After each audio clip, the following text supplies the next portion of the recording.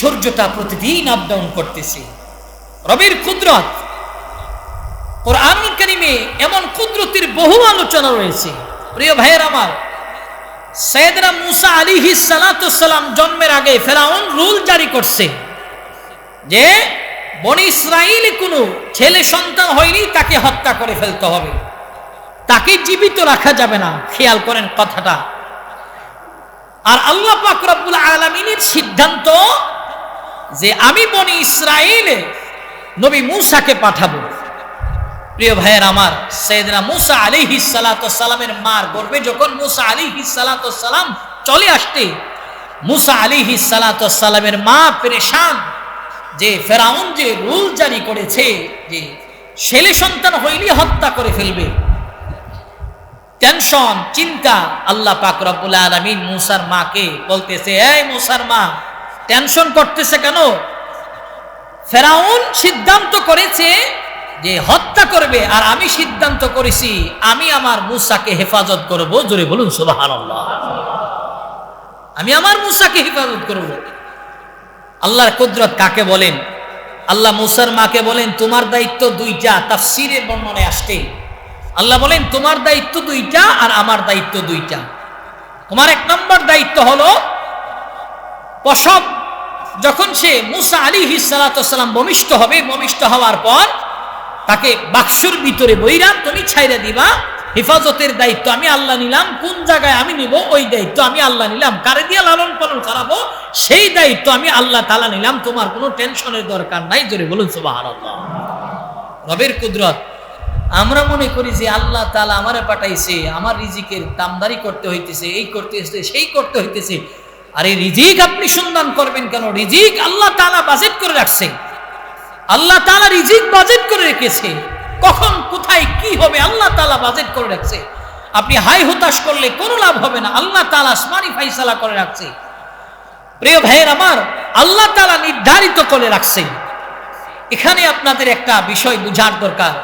সম্প্রতি সময়ে আপনারা দেখেছেন যে শেখ আহমদুল্লাহ সাহেব হাফিজাহুল্লাহ, ওনার একটা কথা নিয়ে আজকে আমাদের সমাজের কিছু বেদাতি নাচনেওয়ালা বাউল বক্তাদের মধ্যে শেখ আহমদুল্লাহকে নিয়ে অনেক তর্ক বিতর্ক হচ্ছে। আপনাদের বোঝার জন্য বলুন যে আল্লাহ তাআলা নির্ধারণ করে রাখছে, এই বিষয়টা থেকে আমাদের একটু বুঝতে হবে। শেখ আহমদুল্লাহ হাফিজাহুল্লাহ তাআলার কাছে একটা প্রশ্ন করেছেন যে মুহাম্মদুর রাসূলুল্লাহ সাল্লাল্লাহু আলাইহি ওয়াসাল্লাম উনি নবুয়তি লাভ করেছেন কত বছর বয়সে, এবং উনি এর আগে কোন ধর্মের অনুসারী ছিলেন? কথাটা খেয়াল করবেন।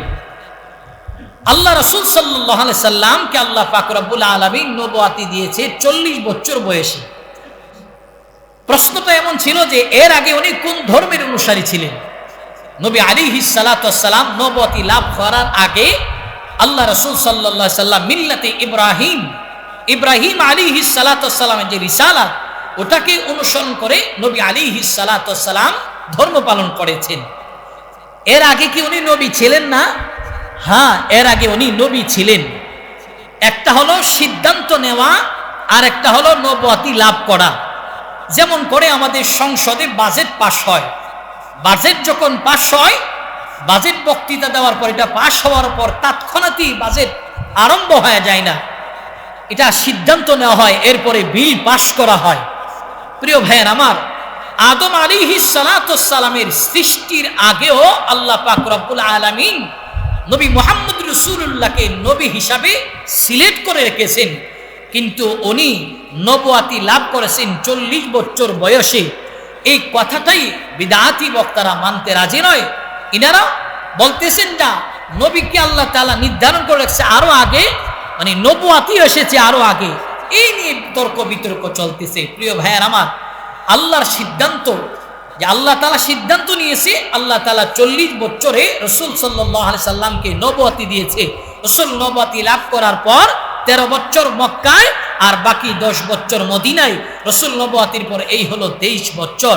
প্রিয় ভাইয়ের আমার, এখানে আল্লাহ পাক রব্বুল আলামিনের কুদরত রয়েছে। নবী আলাইহিস সালাতু ওয়াসসালামকে আল্লাহ পাক রব্বুল আলামিন 40 বছর বেঈমান মুশরিকদের কাছে গ্রহণযোগ্য করে তুলেছেন, আল্লাহ রাসূলকে গ্রহণযোগ্য করে আল্লাহ তাআলা রব্বুল আলামিন নবীকে বেঈমানদের মুখ দিয়েই আল আমিন উপাধি বের করেছেন। এবং আল্লাহ রাসূল কতটা জনপ্রিয় ছিলেন, আমার আপনার নবী যেদিন জন্মগ্রহণ করেছে আবু তালিব তার 2 আঙ্গুলের ইশারায় তার বান্দিকে আজাদ করে দিয়েছে। ধরে বলুন সুবহানাল্লাহ। আবু তালিব, আবু লাহাব, এরা মক্কার যত মুশরিকরা ছিলেন, আবু জাহেল, আবু লাহাব, উকবা, শাইবা, এদের মুখ দিয়ে রাসূলকে বিশ্বাসী উপাধি দিয়েছে। 40 বছর কোনো সমস্যা ছিল না। 40 বছর নবী মুহাম্মদ রাসূলুল্লাহর সাথে মক্কার মুশরিকদের কোনো সমস্যা ছিল না। সমস্যা বেঁধেছে ওই সময় যখন আল্লাহ রাসূল সাল্লাল্লাহু আলাইহি সাল্লামকে নবুয়াতি দিয়েছেন। আল্লাহ রাসূল বলেছেন, আমাকে আল্লাহ তাআলা নবুয়াতি দিয়েছেন, আমি নবী। আমার রিসালাতের কথা যখন সবার কাছে বলতে আরম্ভ করেছে, তখন কিন্তু রাসূল শত্রু হয়েছে সকলের। অতএব এক কথাই বোঝা গেল, শেখ আহমদুল্লাহর কথাটাকে এদের বুঝতে একটু কঠিন হইতেছে। প্রিয় ভাইয়ের আমার, আমাদের মনের ভিতর অনেকে দ্বিধাদ্বন্দ্ব থাকতে পারে। অতএব আল্লাহর সিদ্ধান্ত, আল্লাহ বলেন আমার কুদরতের সিদ্ধান্ত। নবী মুসার মাকে বললেন যে তুমি টেনশন করিও না, তোমার জন্মের পর তোমার মুসাকে বাক্সের ভিতরে করে বাক্স বানাবে আমার পক্ষ থেকে একদল গিয়া, এই বাক্সের ভিতরে করে তুমি ছাইরা দিবা। এরপরে হেফাজতের দায়িত্ব, কাকে দিয়ে লালন পালন করবো দায়িত্ব, এই 2 দায়িত্ব আমি আল্লাহ তাআলা রাব্বুল আলামিন নিলাম। জোরে বলুন সুবহানাল্লাহ। কুদরতের আলোচনা 2000 আয়াতের ভিতরে করলেন। আল্লাহ পাক রব্বুল আলামিনের আদেশে বাক্সবন্দি করা হলো, বাক্সের ভিতরে ছাইরা দিছে। ছাইরা দেওয়ার পর তা ভাসতে ভাসতে ভাসতে ভাসতে ফেরাউনের বাড়ির ঘাটে গিয়ে লাগছে। কথায় আছে, যেখানে বয় যে বাঘের বই যেখানে, সেখানেই রাত্রি হয়। প্রিয় ভাইয়ের আমার, যখন এই বাক্স ফেরাউনের ঘাটে গিয়ে রাখছে, 2 জন খাদেমা এই বাক্স কুড়াইয়া পাইছে। বাক্সের ভিতরে দেখে সুন্দর সুদর্শন একটা ছেলে। ফেরাউন তো আদেশ জারি করেছে যে ছেলে দেখলেই হত্যা করা হবে। এই বাচ্চাটাকে ফেরাউনের বিবির কাছে, আসিয়ার কাছে নেওয়া হলো। প্রিয় ভাইয়ের আমার, আসিয়ার কাছে নেওয়ার পর আসিয়া প্রথম পলকেই এই শিশুটার প্রতি মায়া জন্ম হয়ে গেল। কিন্তু মায়া জন্ম হইলে হবে কি, ফেরাউন তো আদেশ করেছে ছেলে বাচ্চা পাইলেই তাকে হত্যা করা হবে। তখন ওই খাদেমারা বলতেছে ফেরাউনের কাছে খবর দিতে হবে। বলে তোমরা গিয়ে ফেরাউনের কাছে খবর দাও। ফেরাউনের কাছে খবর দিছে। আসিয়া ফেরাউনের কাছে নবী মুসা আলাইহিস সালাতু সালাম তিনি হাজির হয়েছে। বলতেছে যে দেখেন, আপনি আদেশ জারি করেছেন বাচ্চাদেরকে কতল করে দিবেন, ছেলে বাচ্চাদেরকে, কিন্তু এই ছেলেটার প্রতি আমার খুব মায়া জন্ম হয়েছে। আপনি ছেলেটাকে হত্যা করিয়েন না, আপনি ছেলেটাকে আমাকে দিয়ে দেন, আমি যার লালন পালন করবো। জোরে বলুন সুবহানাল্লাহ। লালন পালন করব। ফেরাউন বললেন তুমি লালন পালন করো, যাই করো, আমার মায়া লাগে না। প্রিয় ভাইয়ের আমার, আসিয়ার মায়া লাগার কারণে হইলটা কি, তাফসীরের বর্ণনায় আসছে আসিয়ার মায়া লাগার কারণে আসিয়া ইমানি দৌলত লাভ করেছে। মরার আগে ইমানি দৌলত লাভ করেছে, কালিমা পড়তে পড়তে সে মারা গেছে। আর ফেরাউনের মায়া লাগে নাই, তো সে মুশরিক অবস্থায় মারা গেছে। প্রিয় ভাইয়ের আমার, এখানে মুফাসসির ইকরাম চমৎকার একটা কথা বলেছে যে নবীর প্রতি মহাব্বত আর ভালোবাসা ছিল আসিয়ার, এই কারণে ইমানি দৌলত লাভ করেছে। এখন তো নবী নাই, নবী চাইলেও পাওয়া যাবে না। নবীর ওয়ারিস যারা আলিম উলামা, এদেরকেও যদি আপনারা মহাব্বত করেন তো মরণের আগে ইমানি দৌলত নসিব হবে, ইমানি দৌলত নসিব হবে। তাফসীরের বর্ণনায় আসছে নবীর ওয়ারিস হলো উলামা ইকরাম। উলামা ইকরামকে যদি মহাব্বত করেন আল্লাহ তাআলা ইমানি দৌলত নসিব করবে।